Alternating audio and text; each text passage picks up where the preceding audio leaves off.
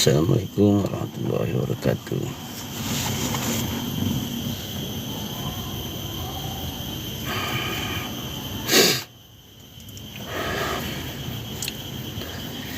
Dan intinya selalu kita bersyukur ya atas segala apa yang Allah anugerahkan, apa yang telah Allah berikan pada diri kita, pada anak istri keluarga kita ya.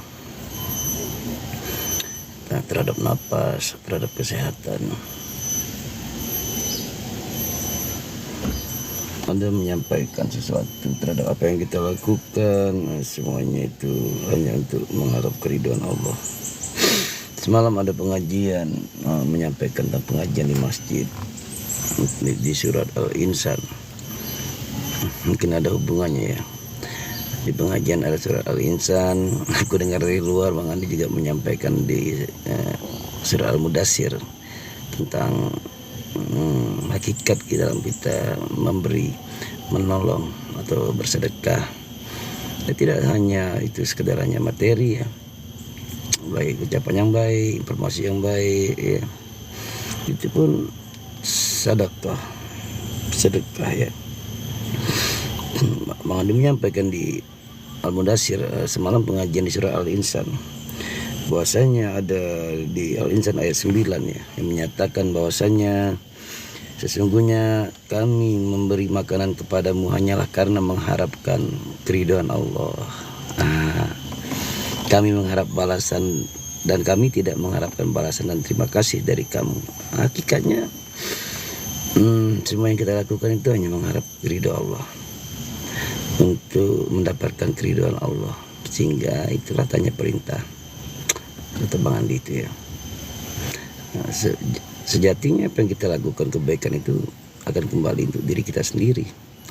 Kebaikan yang kita lakukan itu untuk diri kita sendiri, bukan untuk orang yang kita beri, bukan untuk orang yang menerima kebaikan itu. Jadi pada saat kita menyampaikan sesuatu atau memberikan suatu kebaikan itu apapun bentuknya ya, hanya sekedar menjalankan perintah untuk mendapatkan keridhaan Allah. Jadi bukannya kita yang merasa bisa, merasa mampu.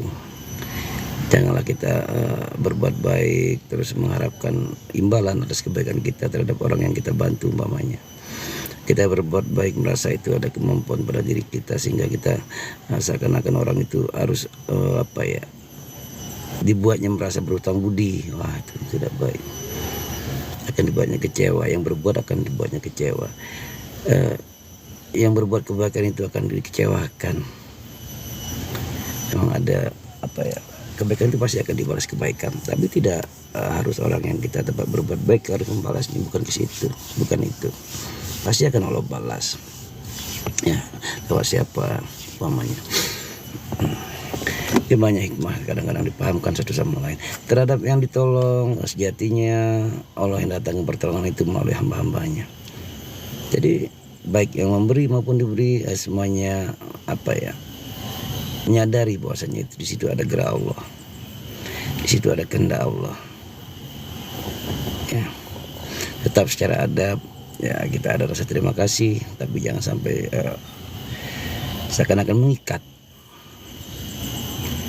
ya. Ada kita kadang dengan kebaikan, jadi kita mengatur-ngatur umpamanya, ingin menguasai dengan kebaikan yang kita lakukan. Kadang-kadang kita ingin mengendalikan, itu rawan sekali, bahaya, akan Allah kecewakan. Tinggal tunggu tanggal mainnya saja ya kan, karena janji Allah itu pasti akan Allah balas. Selamat pagi sahabat saudaraku. Itulah ya, aku pengajian semalam di surah Al-Insan.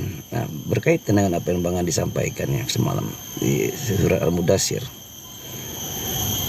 Di Al-Insan juga ada di Al-Insan ayat 9 ya. Surah Al-Insan ayat 9 itu berkaitan dengan apa yang Bang Andi sampaikan semalam juga. Bang Andi kutip dari Al-Quran di surah Al-Mudassir ya. Nah, ada ketersambungan ya, ayat per ayat ya, ada keterkaitan. Waalaikumsalam Pak Arno, saya ini nggak pakai handset Pak Arno. Pak Arno mau naik, gimana cerita Pak Arno? Gimana ceritanya Pak Arno terhadap apa kemarin itu ya?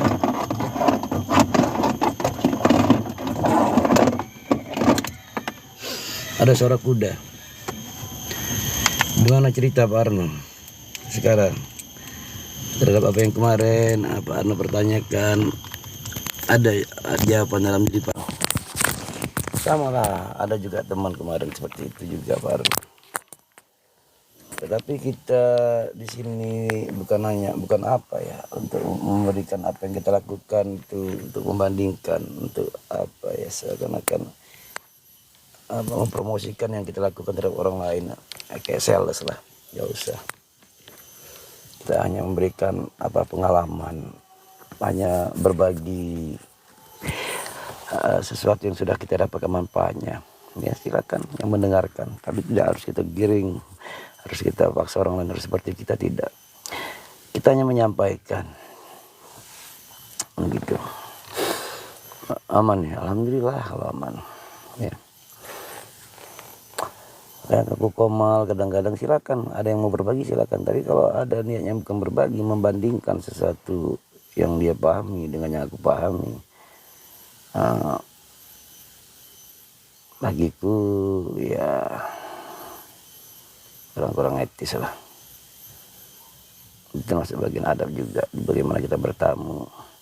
Makanya aku juga nggak mau sembarang bertamu ke tempat orang umpamanya. Aku kurangkan diriku, aku batasi gerakku untuk menjaga sesuatu yang mungkin wadah yang sudah bersih, jangan sampai terkotor sesuatu yang jahat, dan untuk sampai terkotor sesuatu yang dari luar ya, yang akan merugikan, yang akan merusak wadah kita. Tuh rasa mual sudah hilang.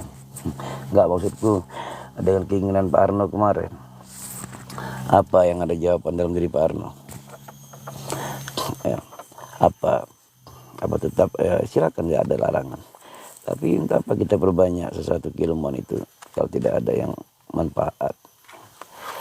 Sama kayak temanku semalam bilang, ngobrol-ngobrol biasa ya, tantri.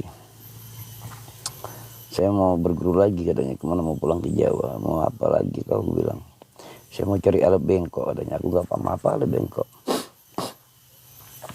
Tapi aku terucap begini, karena dia masih bujang, baguslah kalau kamu cari alat bengkok. Sekarang alatmu tegang terus itu, tegak terus. Awal cari pasangan biar alatmu bisa bengkok, aku bilang. Silakan berangkatlah. Tapi kalau hanya untuk mencari ilmu, apalagi kau cari. Baik, boleh cari ilmu itu ya, asal manfaat, asal dilakukan sungguh-sungguh. Tapi kalau hanya untuk menumpuk ilmu ketembangan, tidak ada manfaatnya untuk apa? Kalau hanya untuk cari Tuhan, apa yang kau cari? Tuhanmu kok sudah jelas ayatnya, ya kan?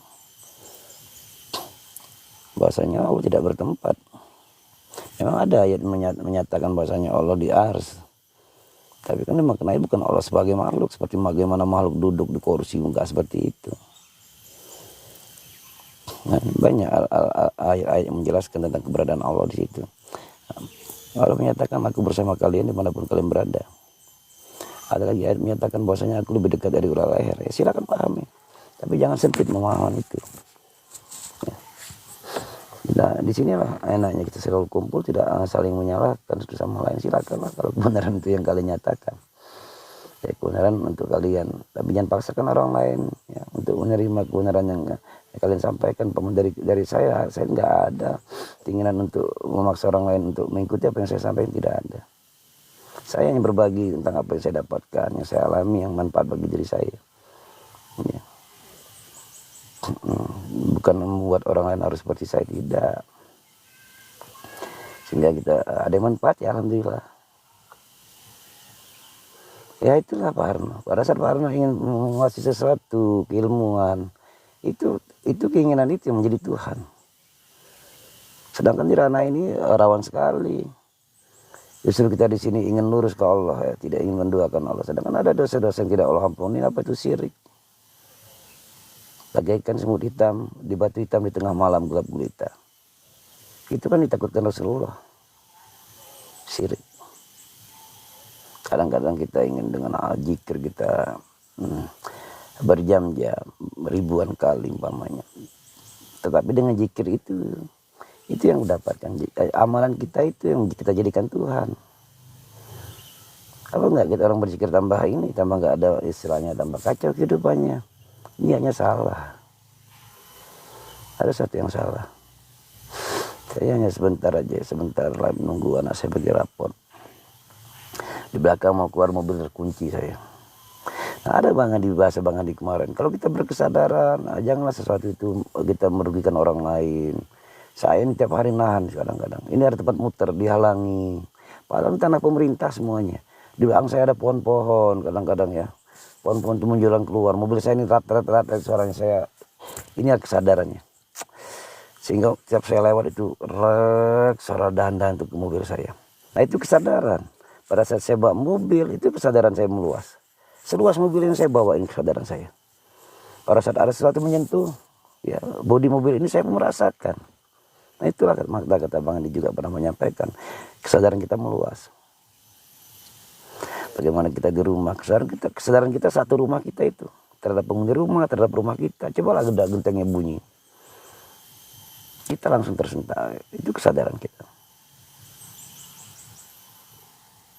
Ya alhamdulillah Pak Arno, ya, syukur aja berarti Allah berikan hidayah pada kita. Seberuntung-beruntung orang, sebaik-baik orang yang mendapatkan hidayah. Orang yang mendapatkan hidayah dari Allah. Ya kayak saya, bukan saya baik, wah beruntung sekali orang mendapatkan hidayah itu. Mendapatkan petunjuk. Ya, benar Bang, selama ini sudah salah niat. Hati-hati. Kalau kau mengendalikan nafsu, kau gak mampu mengendalikan nafsumu. Pak Walis. Nafsu itu Allah rahmati. Gak ada kemampuan kita untuk mengendalikan nafsu. Ya, bukan kita yang mengendalikan nafsu, karena nafsu kita sudah dilemahkan. Nah, itu yang kata Bang Andi, setelah mengamalkan nyikir nafas, Allah sudah mengenalkan ya. Allah sudah berjamkan Rahman dan Rahimnya. Banyak tanda-tanda dari ucapan mungkin ya. Ucapan kita, jiwa kita melemah, jasad ini melemah kiranya. Ucapan pun belan. Kalau saya dulu sebaiknya tinggi kalau bicara. Orang yang dengarnya mongok. Kayak pesawat jet tempur kalau saya ngomong. Dihilangkan ya rasa nikmat terhadap kemaksiatan. Tapi bertahap. Nah kenapa? Karena anak nafsu itu sudah Allah rahmati. Bagaimana kita ada ayat Al-Quran ya, bahasanya kita ini masuk surga bukan karena amalan kita, bukan karena banyaknya ibadah kita, bukan karena sedekah kita, bukan karena kebaikan kita, tapi karena rahmat Allah. Sehingga kita bisa masuk ke dalam surga itu, bukan karena ibadahmu, kata Allah. Ya. Bagaimana nafsu kita itu? Nafsu yang sudah dirahmati. Ya. Nafsu akhirnya selalu mengajak ke arah kebaikan. Bukan kita mengendalikan, jangan sekali-sekali ada keinginan untuk mengendalikan nafsu.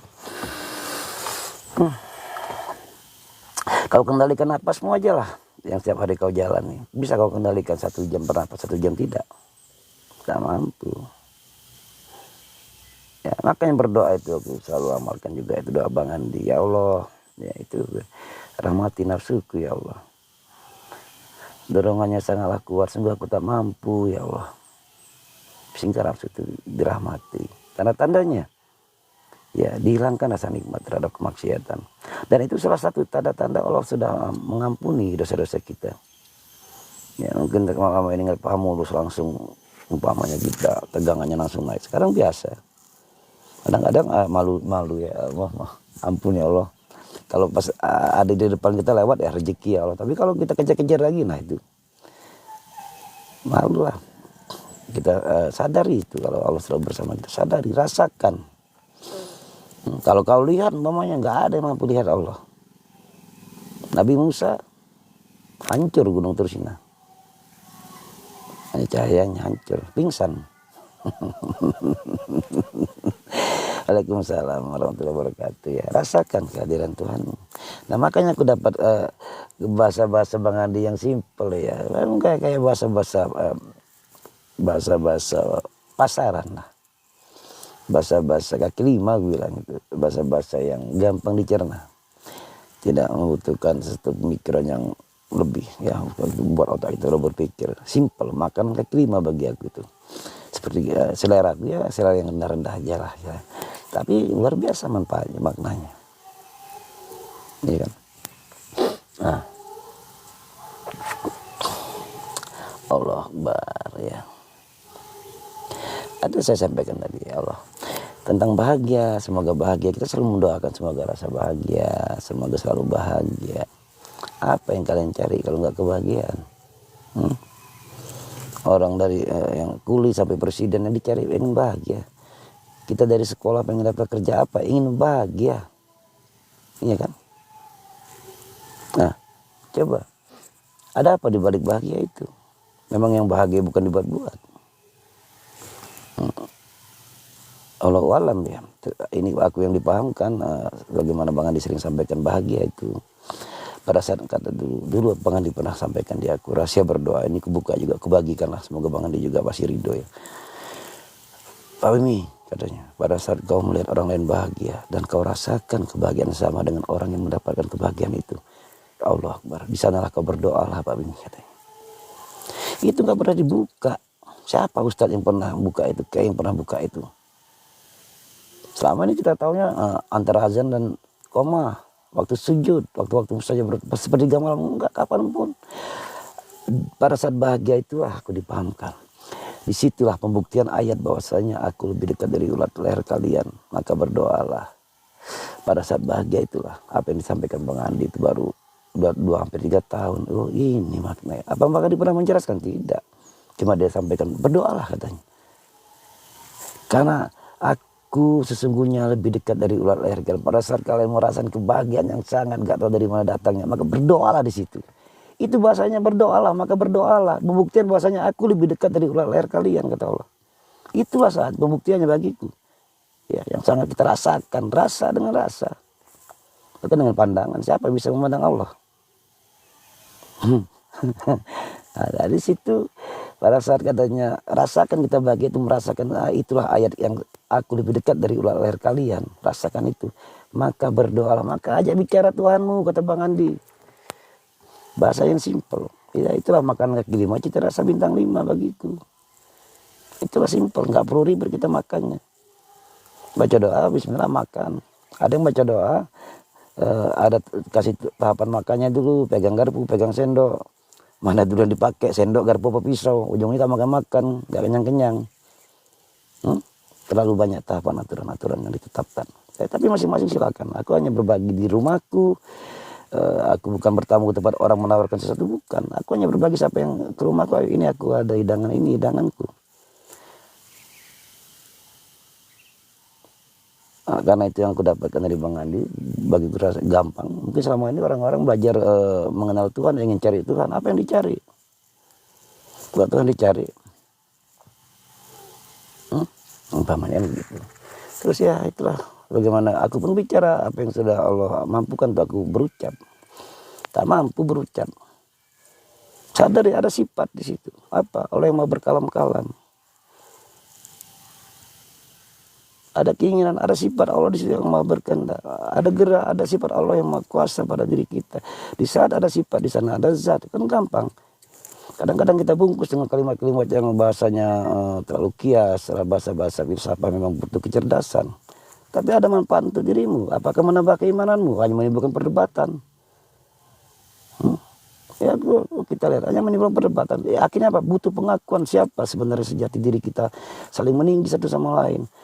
Tuanya sama kok dibahas terus. Tuanya sama kok dipermasalahkan. Kan simpel. Kita aja yang bikin pusing. Bilang simpel. Nggak ada masalah yang berat. Isi kepala kita aja yang berat ini. Iya kan? Waalaikumsalam warahmatullahi wabarakatuh Bang Pratama. Nah itu aku berbagi ya. Aku berbagi sesuatu dari Bang Andi. Simpel bahasanya. Jadi kalau kita pengen berdoa, pada saat kita merasakan kebahagiaan orang lain yang mendapatkan kebahagiaan, karena kita merasakan kebahagiaan yang sama, maka di situ berdoalah. Disitulah ayat bagiku yang kudipahamkan membuktikan bahwasanya aku lebih dekat dari ulat leher kalian pada saat itu. Itu yang kuyakini. Maka berdoalah. Pada saat bahagia, orang yang bahagia tidak ada lagi rasa iri dengki terhadap orang lain, tidak ada lagi rasa dendam, tidak ada lagi prasangka. Kalau memang bahagia yang menghujamkan, bahagia yang hakiki, yang datang dari dalam bukan dari luar. Nah itu satu rahasia yang luar biasa, Masya Allah. Jadi kadang ilmu itu luas, masing-masing orang dipahamkan berbeda-beda, tidak bisa kita samakan. Masalah selera, ya selera masing-masing, saya bilang. Masalah rasa, masalah selera nggak bisa kita samakan. Tapi ayolah, dengan selera yang menu, selera yang berbeda, makanlah kita duduk satu meja, ngobrol. Tanpa harus memaksakan apa keinginan kita, apa selera kita terhadap orang lain. Boleh ditawarkan pemain. Mau cicip, silakan. Tapi jangan dipaksakan, kau harus makan punya aku. Nggak bisa. Iya kan. Ada yang bilang singkong enak, ada yang bilang singkong nggak enak. Yang bilang keju, yang senang sekali spaghetti, nggak enak singkong katanya. Yang tiap hari makan singkong, makan tewol, nggak enak itu, apa rasanya itu, spaghetti. Masalah rasa. Jadi kita aja yang bikin ribet. Sesuatu yang sudah gampang kita buat susah. Sesuatu yang sudah mudah dicerna kita buat seakan-akan sulit untuk dipahami. Kenapa? Biar kita dianggap ini aku, bahasa aku, gak ada yang kalian pahami. Wah, mulutmu tuh ngomong Allah mampukan, gak ada kemampuanmu bicara. Itu aku berbagi ya. Kalau aku sampaikan apa yang aku dapatkan, ya. Ini pun atas izin Allah ya. Itu tadi semuanya Allah izinkan. Nanti ada yang nanya lagi, Bang, sering kata Bang Andi, berarti keburukan, kejahatan, dan kebaikan sejatinya dari Allah. Ya benar. Berarti kalau kita berbuat sesuatu kesalahan, kemaksiatan, keburukan, itu Allah juga. Iya benar. Benar. Nampak kata Bang Andi, tabuk dulu mukanya itu Bang Andi. Kau jangan marah, itu Allah. Ada sesuatu yang Allah izinkan dan ada sesuatu yang Allah perintahkan. Nah, itu pahami apa yang diizinkan, apa yang Allah perintahkan, kalau pahami. Nah, sesuatu yang Allah perintahkan di sana ada keridhaan dari Allah. Tapi sesuatu yang Allah izinkan belum tentu situ Allah ridho. Sebagaimana kata Bang Andi semalam, berdoa, hati-hati, doa dikabulkan tapi rasanya nggak nyaman, rasa gelisah. Allah penuhi doa kita. Ya, kalau kabulkan keinginan kita, tapi dibuatnya kita nggak nyaman, nggak tenang, nggak senang, nggak bahagia. Berarti dalam pengabulan itu ada murka Allah di situ, nggak ada keridhoannya.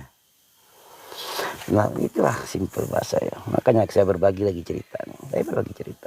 Ada saudara-saudara yang DM saya pengen zikir nafas, dan Bang Adi menyampaikan, silakan Pak Bimi kalau ada yang mengamalkan zikir nafas. Kalau ada yang minta ajarkan. Tapi kalau kamu menawar-nawarkan ke orang lain untuk mengamalkan zikir nafas, jangan. Ada sahabat saudara kita, karena dia sudah bertariko, ada gurunya, tapi dia tertarik dengan Bang Andi, seakan-akan kalau bagi dia di Bang Andi ini simpel, dia ikuti tanpa sengaja kan. Tapi bingung, dia ada guru. Saya bilang, saya sampaikan pengalaman saya bagaimana ikut Bang Andi, saya bilang. Dan ini segala untuk referensi, bukan saya memaksakan, enggak. Terserah saudara mau mengamalkan yang lama atau yang baru. Sekarang apa yang dicari, saya bilang. Nah, ini pengalaman saya.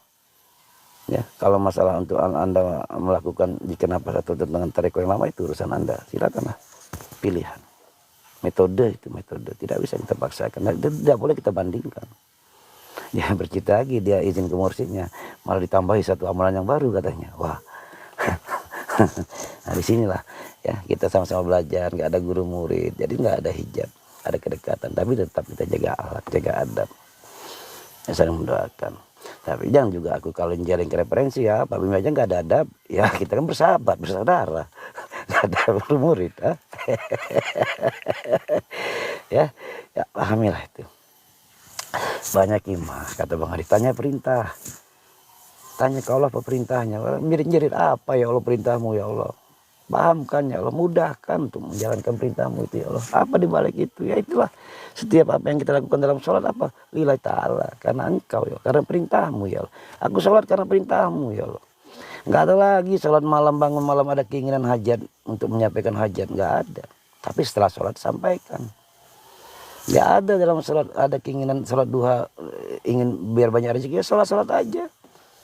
Sholat duha ya sekedar untuk menjalankan perintahmu, karena ini perintahmu ya Allah. Aku sholat dua rakaat karena perintahmu. Bukan karena aku ingin mencari rezeki, minta rezeki biar hari rezekinya banyak. Salah. Itu tujuan, keinginan kita jadi tujuan.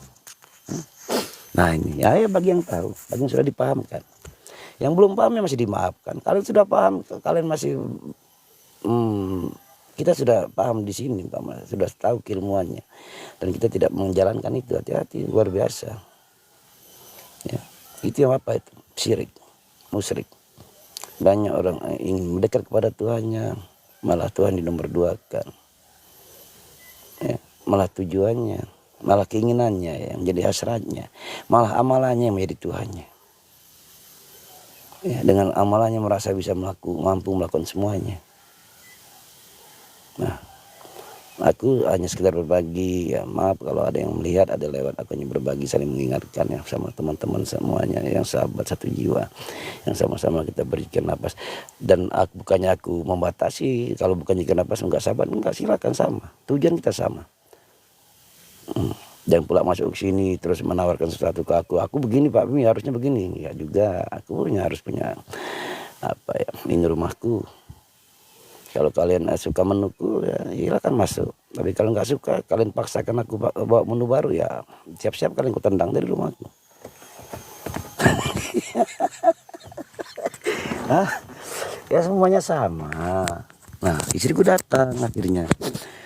Baiklah sahabat saudaraku semuanya ya. Satu persatu sapa dulu ya. Bentar ya. Ada Pak Arno, Pak Supardi, Bu Senja, Endung, bentar ya.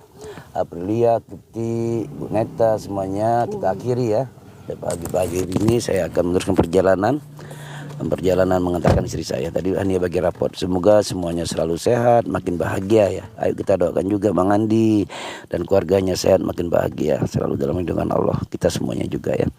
Assalamualaikum warahmatullahi wabarakatuh. Biasa ada ibu negara, guru besar 11-12 kata Bang Andi ini.